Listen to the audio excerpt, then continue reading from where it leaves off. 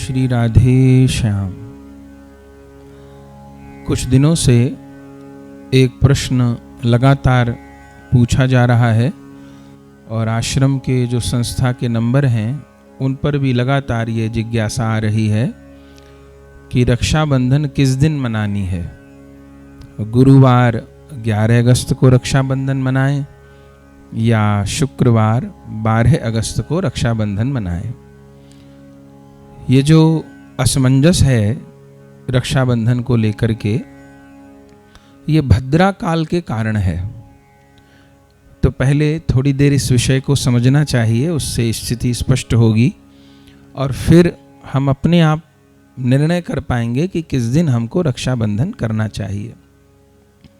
देखिए, हिंदू पंचांग में 5 प्रमुख अंग होते हैं: तिथि, वार, योग, नक्षत्र और करण। ये 5 मुख्य अंग पंचांग के होते हैं। अलग अलग विषय में अलग अलग दृष्टिकोण होता है और अलग अलग विषय में अलग अलग दृष्टिकोण से निर्णय भी अलग अलग प्रकार से होता है। ये 5 ही अनुकूल हो जाएं।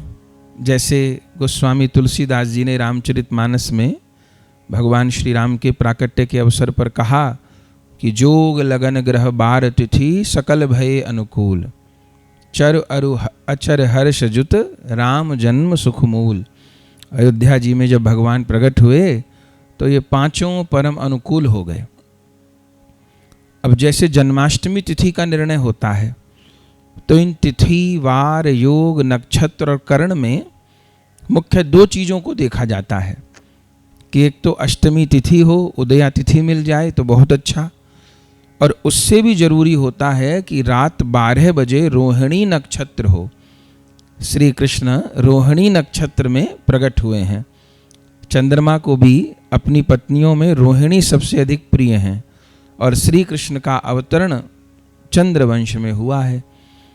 तो मुख्य रूप से आविर्भाव काल के समय माने रात्रि 12 बजे रोहिणी नक्षत्र हो, ये देखा जाता है। फिर तिथि भी मिले तो बहुत अच्छा है। तो जन्माष्टमी निर्णय में तिथि और नक्षत्र का विचार होता है।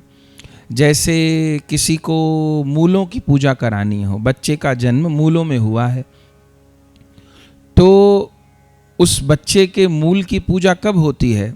वो जिस मूल नक्षत्र में उसका जन्म हुआ है वही मूल नक्षत्र जब आएगा तभी उसके जप होंगे। उस समय के भीतर ही 27 ब्राह्मणों को बिठाया जाएगा, जप होंगे, यज्ञ होगा, दान होगा उसी नक्षत्र में। तो मूल की पूजा हो रही है, नक्षत्र देखा जाएगा।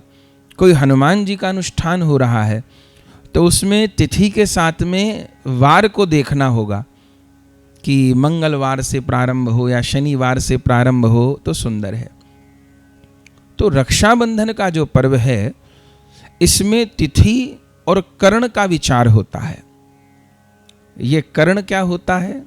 अभी जो कहा तिथि, वार, योग, नक्षत्र और करण, ये पंचांग के मुख्य 5 अंग हैं। इनमें एक महत्वपूर्ण अंग होता है कर्ण। ये जो कर्ण होते हैं 11 होते हैं संख्या में। इनमें 7 कर्ण तो चर होते हैं, चर माने गतिमान, गतिशील, और 4 कर्ण स्थिर होते हैं। इनमें जो 7वां कर्ण है उसको विष्टि कहते हैं और ये विष्टि कर्ण ही भद्रा कही जाती हैं। इसी को ही भद्रा काल कहते हैं। ये जो भद्रा है ये चर कर्ण है, ये तीनों लोकों में घूमती है, कभी स्वर्ग में, कभी पाताल में, कभी पृथ्वी पर। जब ये भद्रा मृत्युलोक में होती है तब सभी शुभ कार्यों में बाधक होती है ये तिथि, ये समय, और नाश करने वाली मानी गई है। इसके पीछे पौराणिक कथा भी है। ये जो भद्रा है ये शनि देव की बहन है, सूर्य भगवान की पुत्री है, शनि देव की बहन है। और जैसा कुछ गंभीर कठोर स्वभाव शनिदेव का है, उसी प्रकार का स्वभाव कुछ भद्रा का भी है। पुराणों में तो ये भी वर्णन है कि ये भद्रा पूरे संसार को ही निगल लेना चाहती थी, लेकिन उस समय ब्रह्मा जी ने देखा तो इस भद्रा को नियंत्रित करने के लिए इसको चरकर्ण में स्थापित किया और फिर ये तीनों लोकों में घूमती है। लेकिन जब मृत्युलोक में होती है तब शुभ कार्य निषेध माने जाते हैं।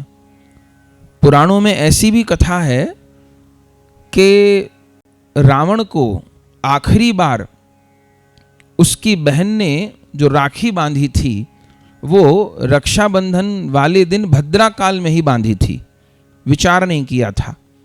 रावण सोचता था कि मैंने तो शनिदेव को बंदी बना रखा है तो ये सब मेरा क्या बिगाड़ेंगे, लेकिन भद्रा काल में राखी रावण की बहन ने बांधी थी और परिणाम ये हुआ कि 1 वर्ष के अंदर पूरे वंश परिवार के सहित रावण का विनाश हो गया।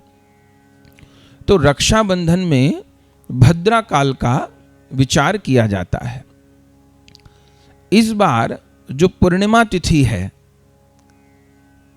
श्रावण की पूर्णिमा को ही रक्षाबंधन मनाया जाता है, तो जो पूर्णिमा तिथि है वो 11 अगस्त को दिन में 10:38 से प्रारंभ है और 12 अगस्त को सवेरे 7:06 तक है। अब 11 अगस्त को पूर्णिमा है, 10:30 बजे से है लगभग, अच्छी बात है। लेकिन 11 अगस्त को पूर्णिमा के साथ साथ भद्रा तिथि भी रहेगी। अब भद्रा काल में रक्षा कवच बांधना, रक्षाबंधन करना अशुभ माना जाता है। 12 अगस्त को पूर्णिमा केवल सवेरे 7:06 तक है। तो बहुत जन का ये कहना है कि 12 अगस्त को रक्षाबंधन कैसे मनाएं, उस दिन तो पूर्णिमा ही पूरे दिन नहीं है, 7 ही बजे तक है लगभग पूर्णिमा।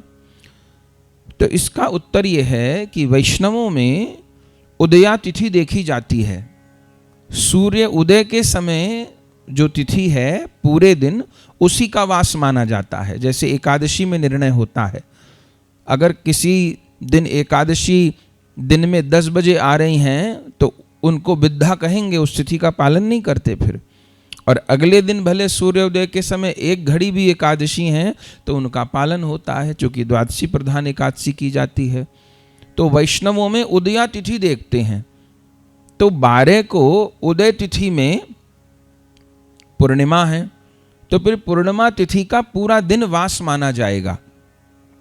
तो 12 अगस्त को पूरा दिन रक्षाबंधन मना सकते हैं। और बहुत अच्छा है कि 12 अगस्त को 7 बजे से पहले ही राखी बांधे तो बहुत अच्छा है, पर पूरे दिन मना सकते हैं। 11 अगस्त को पूर्णिमा तो है लेकिन भद्रा काल है और उसमें आचार्यों के द्वारा, पुराणों के द्वारा, संतों के द्वारा शुभ कार्य के लिए निषेध किया गया है। पुराण ही हमारे विचार के आधार हैं। और फिर भी कुछ लोग का ऐसा कहना है कि हम 11 अगस्त की रात को 9 बजे तक भद्रा है, रात को सवेरे 10 बजे से लेके तो रात को 9 बजे के बाद राखी बांध सकते हैं। तो इसका उत्तर ये है कि कोई भी वस्तु या कोई भी मांगलिक कार्य पहले देवताओं को अर्पण होता है। अब राखी भी बांधेंगे तो पहले भगवान को समर्पित करेंगे, देवताओं को समर्पित करेंगे। तो रात को 9 बजे तो देवताओं का शयन हो चुका है, तो फिर अर्पण कैसे करेंगे, और बिना अर्पण करे फिर व्यवहार कैसे करेंगे। इसलिए सबसे उचित यही है कि 12 अगस्त को ही रक्षाबंधन मनाई जाए। 11 की बात रखनी ही नहीं चाहिए, क्योंकि रक्षाबंधन में तिथि भी देखी जाती है और तिथि के साथ में करण भी देखा जाता है। तो उस दृष्टि से चूंकि पूर्णिमा तिथि के साथ साथ भद्रा भी है, तो 11 अगस्त को राखी बांधना, रक्षाबंधन मनाना उचित नहीं है। और वैसे भी विद्या तिथि मानी जाएगी, क्योंकि 10 बजे तक पूर्णिमा नहीं है, चतुर्दशी है तो खंडित तिथि मानी जाएगी। तो बिना किसी संशय के 12 अगस्त को ही रक्षाबंधन का पर्व मनाइए। अनेक भक्तों की ये भी जिज्ञासा है कि रक्षाबंधन कैसे मनानी चाहिए। देखिए, रक्षाबंधन पर नाम भगवान की पूजा होती है, जिसे सौन रखना कहते हैं घरेलू भाषा में।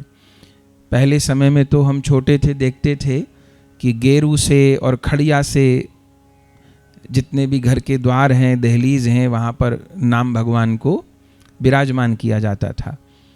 फिर उसके बाद सब लोग कागज़ पर ही हरि नाम लिखने लगे, उसको चिपका कर पूजा करने लगे। और अब तो हर चीज़ रेडीमेड चाहिए, तो बने बनाए स्टिकर आते हैं, उनको भी चिपका कर पूजा कर लेते हैं। चलो ठीक है, नाम भगवान की पूजा हो, पर गेरू खड़िया से नहीं तो कम से कम 2 जगह तो अपने हाथ से लिख के ही नाम विराजमान करने चाहिए, भले मंदिर में दोनों ओर, तो हाथ से लिख करके नाम विराजमान करनी चाहिए। जो नाम प्रिय हो, उपदेश मंत्र भजनिताई गो राधे श्याम, जब हरे कृष्ण हरे राम, अथवा महामंत्र हरे कृष्ण कृष्ण कृष्ण हरे हरे राम राम राम हरे हरे, सीताराम राधे श्याम, जो नाम प्रिय है उसको कागज़ पर लिखिए सुंदर से, और फिर घर में मंदिर में दोनों तरफ विराजमान करिए, और जहाँ भी घर में करना चाहते हैं। फिर उस नाम भगवान की पूजा होती है रोली से, अक्षत से, कलावे से, और विशेष रूप से दूध के जवे बनते हैं जिसको सेवई भी बोलते हैं, उनसे नाम भगवान की पूजा करी जाती है। और फिर सबसे पहले घर में जो विराजमान ठाकुर जी हैं, जिन प्रभु की हम सेवा करते हैं, उनको राखी बांधनी चाहिए। घर में कन्याएं हैं तो वो राखी बांधे, नहीं तो अपने से भी बांध सकते हैं। तो ठाकुर जी को राखी बांधिए, तिलक करिए, प्रभु को भोग आरती करिए। रक्षाबंधन के पद आते हों तो उसका गान कर लीजिए, नहीं तो हरिनाम संकीर्तन भी कर सकते हैं थोड़ी देर। तो ठाकुर जी का तिलक रक्षा कवच करके फिर घर परिवार में राखी बांधनी चाहिए। राखी बांधते हुए ध्यान रखना चाहिए कि जिसको राखी बांध रहे हैं, भाई को ही प्राय राखी बांधी जाती है, तो दक्षिण मुख होकर के वो न बैठे, पूर्व की ओर मुख करके भाई को बिठाना चाहिए। और बहन को भी इस तरह बैठना चाहिए कि दक्षिण मुख न हो। ये हो सकता है कि भाई का पूर्व की ओर मुख हो तो बहन का पश्चिम की ओर हो, ये चल जाएगा। तो दक्षिण मुख ना हो भाई का। और जब तिलक करते हैं तो माथे पर टूटे हुए चावल न लगाए जाएं, अक्षत साबुत चावल ही लगाया जाए। और फिर जैसे घरों में रीत है, राखी बांधिए। राखी बांधते हुए राखी में 3 गांठ लगानी चाहिए, ऐसी भी आज्ञा है। जो 3 गांठ हैं ये ब्रह्मा विष्णु महेश की प्रतीक हैं। जब बहन पहली गांठ लगाती है राखी में तो वो अपने भाई की लंबी आयु और स्वास्थ्य के लिए होती है। फिर दूसरी गांठ लगाती है तो भाई के सुख और समृद्धि के लिए होती है। और तीसरी गांठ लगाती है तो वो संबंध की प्रगाढ़ता के लिए होती है, संबंध की मजबूती के लिए होती है। तो 3 गांठ लगाएं। और जो मंत्र बोलते हुए राखी बांधनी चाहिए उसकी पहले भी चर्चा की है। रक्षाबंधन से जुड़ी हुई कथा सब लोग जानते ही हैं। प्रहलाद जी के पौत्र राजा बलि, कैसे श्री नारायण ने वामन रूप में उनके यहाँ से 3 पग भूमि मांगी, उनको लूटने के लिए नहीं, भगवान के पास जमीन की पृथ्वी की कमी है क्या, उनके अभिमान का मर्दन करने के लिए। और 3 पग भूमि में भगवान ने तीनों लोकों को नाप लिया। और उसके बाद फिर उनके मस्तक के ऊपर भगवान चरण पधराए। फिर इतने प्रसन्न हो गए कि राजा बलि को वर मांगने को कहा। और राजा बलि ने वर में यही मांगा कि मुझको हर समय आपका दर्शन हो। तो वामन भगवान फिर राजा बलि के द्वारपाल बन गए, वैकुंठ सूना हो गया। तब लक्ष्मी जी ने नारद जी से चर्चा की, अब मैं भगवान को कैसे लेके आऊं। राजा बलि को भगवान ने सुतरलोक का राज भी दे दिया है और उसके द्वारपाल भी बन गए। तब नारद जी से सलाह करके लक्ष्मी जी श्रावण की पूर्णिमा को, जिस दिन सारे संसार में रक्षाबंधन मनाई जाती है, उस दिन लक्ष्मी जी रक्षा सूत्र लेकर के राजा बलि के पास पहुंची। और जब राजा बलि को पता चला कि लक्ष्मी जी मुझे अपना धर्म भाई बनाना चाहती हैं, मुझे रक्षा कवच बांधना चाहती हैं, तो कौन ऐसा होगा दुनिया में जो लक्ष्मी जी को बहन ना बनाना चाहे। तो स्वागत किया। और फिर लक्ष्मी जी ने प्रथम बार, ये कथा सतयुग की है, लक्ष्मी जी ने प्रथम राजा बलि की कलाई पर रक्षा सूत्र बांधा, उनको आशीर्वाद दिया। और राजा बलि ने फिर वर मांगने को कहा कि मैं आपको क्या भेंट करूं। तब महालक्ष्मी जी ने कहा कि मुझे अपने प्रभु को दे दो, मेरा वैकुंठ सूना है, जिन प्रभु को वामन बना करके तुमने रखा है वो मुझको दे दो। तो कथा तो हम ये भागवत जी में सुनते ही हैं। तो फिर वामन भगवान लक्ष्मी जी के साथ वैकुंठ के लिए विदा हुए। और फिर बलि को ये भी वर दे करके गए कि हम चातुर्मास में तुम्हारे यहाँ भी राजेंगे। तो चातुर्मास में जब देव सो गए, ऐसी भावना की जाती है, तो लक्ष्मी नारायण भगवान फिर राजा बलि के पास सुतल लोक में ही विराजते हैं। तो ये जो त्योहार है ये लक्ष्मी जी और राजा बलि से जुड़ा है। और बलि राजा कितने महान हुए, कितने महान भक्ति करने वाले हुए कि बलिदान, बलिहारी, बलि बलि जाना, ये सब राजा बलि के शब्द पर ही जुड़ा हुआ है। ऐसा बलिदान, ऐसा आत्मनिवेदन उन्होंने भगवान को किया। तो जिस समय बहन राखी बांधे अपने भाई को, ये बड़ा प्रसिद्ध श्लोक है, छोटा सा श्लोक है, सब लोग याद कर सकते हैं। ये श्लोक बोलते हुए 5-7 बार बहन को बांधना चाहिए रक्षा सूत्र। ये श्लोक क्या है? येन बद्धो बलि राजा दानवेंद्रो महाबलः तेन त्वामपि बंधनामि रक्षे माचल माचल। ये श्लोक बोलते, येन बद्धो बलि राजा दानवेंद्रो महाबलः तेन त्वामपि बंधनामि रक्षे माचल माचल। इस श्लोक का अर्थ है, जिस रक्षा सूत्र में महान शक्तिशाली दानवेंद्र राजा बलि को बांधा गया था, उसी सूत्र से मैं तुम्हें बांधती हूँ या बांधता हूँ। और हे रक्षे माने हे रक्षा सूत्र, हे राखी, तुम अडिग रहना, चलायमान न होना, अपने संकल्प से विचलित न होना। तो ये श्लोक बोल करके बहनें अपने भाई की दाहिनी कलाई पर राखी बांधें, भाई अपनी बहन को प्रणाम करें, जो कुछ उनको प्रदान कर सकते हैं वह प्रदान करें। तो इस प्रकार दिव्य रूप में हम रक्षाबंधन का पर्व मनाएं। बहनें तो भाई को राखी बांधती हैं, संत, सदगुरु, ब्राह्मण ये भी राखी बांधते हैं। पहले समय में संत, गुरु, ब्राह्मण ये रक्षा कवच बांधते थे। तो गुरुजनों से भी राखी बंधवाई जाती है, ऐसा भी प्राचीन उल्लेख है। तो सुंदर रूप में सब किसी को रक्षाबंधन का पर्व मनाना है और भ्रम नहीं रखना है।